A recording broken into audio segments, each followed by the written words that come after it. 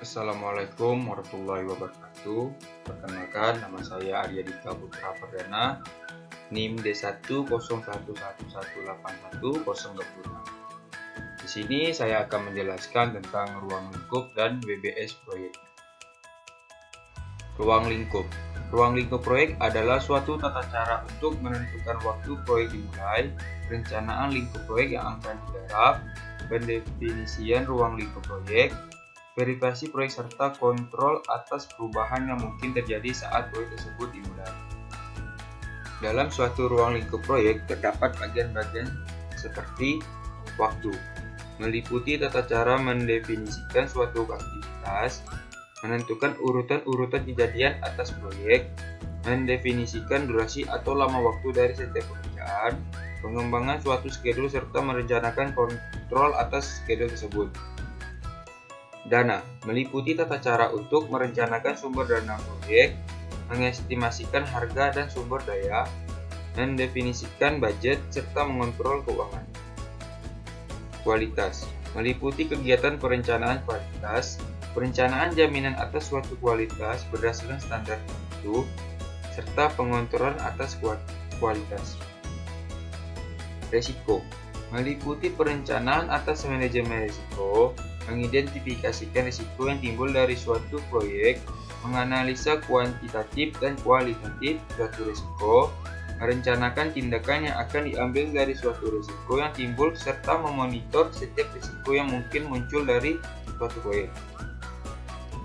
Sumber daya manusia.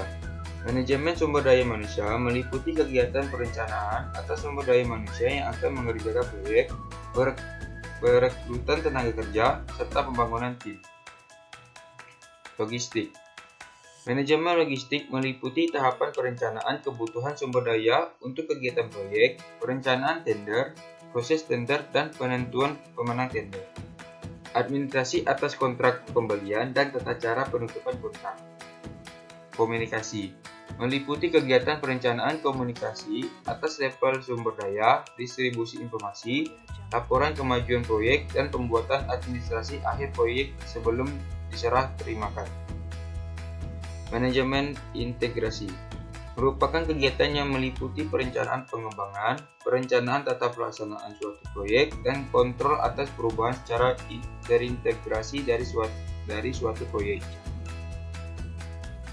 Ruang lingkup proyek meliputi tata cara untuk menentukan waktu proyek dimulai, perencanaan lingkup proyek yang akan dikerjakan, pendefinisian ruang lingkup proyek, verifikasi proyek, serta kontrol atas perubahan yang mungkin terjadi saat proyek tersebut dimulai.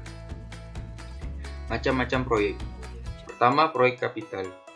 Proyek ini biasanya berupa pengeluaran biaya untuk pembebasan tanah, pembelian peralatan, pemasangan fasilitas, dan konstruksi gedung. Kedua, proyek penelitian dan pengembangan. Proyek ini bisa penemuan produk baru, penemuan alat baru, dan lain-lain. Proyek ini dapat muncul di lembaga komersial maupun pemerintah. Proyek ketiga, proyek yang berhubungan dengan manajemen servis. Proyek ini sering muncul dalam perusahaan maupun instansi pemerintah. Proyek ini bisa berupa perencanaan struktur organisasi, pembuatan sistem informasi manajemen, peningkatan produktivitas perusahaan. WBS atau Work Breakdown Structure. WBS adalah proses pengelompokan lingkup kerja menjadi lebih kecil dengan merincikan bidang-bidang pekerjaan di dalamnya. Manfaat WBS. Pertama, untuk mempercepat proses penyelesaian suatu proyek.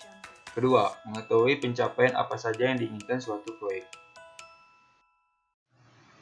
Di sini WBS yang akan dilakukan yaitu pembuatan jembatan. Di sini ada 3 level. Pada level pertama yaitu pembuatan jembatan. Pada level 2 ada tahapan persiapan, pekerjaan tanah, pekerjaan tiang pancang, pekerjaan beton 1, pekerjaan baja, pekerjaan beton 2, pekerjaan perkerasan, dan terakhir finishing. Pada level 3 pada tahap persiapan yaitu tahap persiapan, pembersihan lokasi, pengukuran dan pemasangan bowling. Pada pekerjaan tanah yaitu galian, timbunan, angkutan tanah. Pada pekerjaan tiang pancang yaitu pemancangan tiang pancang. Pada pekerjaan beton 1 yaitu dinding penahan tanah, abutmen, filkap, tiang pilar. Pada pekerjaan baja yaitu girder dan diagram jembatan. Pada pekerjaan beton 2, plat dan trotoar. Pada pekerjaan pekerasan yaitu aspal. Pada tahap finishing terdapat yaitu cut atau rangka atau trotoar, pemasangan rambu lalu lintas, dan pemasangan lampu. Sekian dari saya. Apabila memiliki kata yang kurang berkenan, mohon maafkan. Dan terima kasih. Wassalamualaikum warahmatullahi wabarakatuh.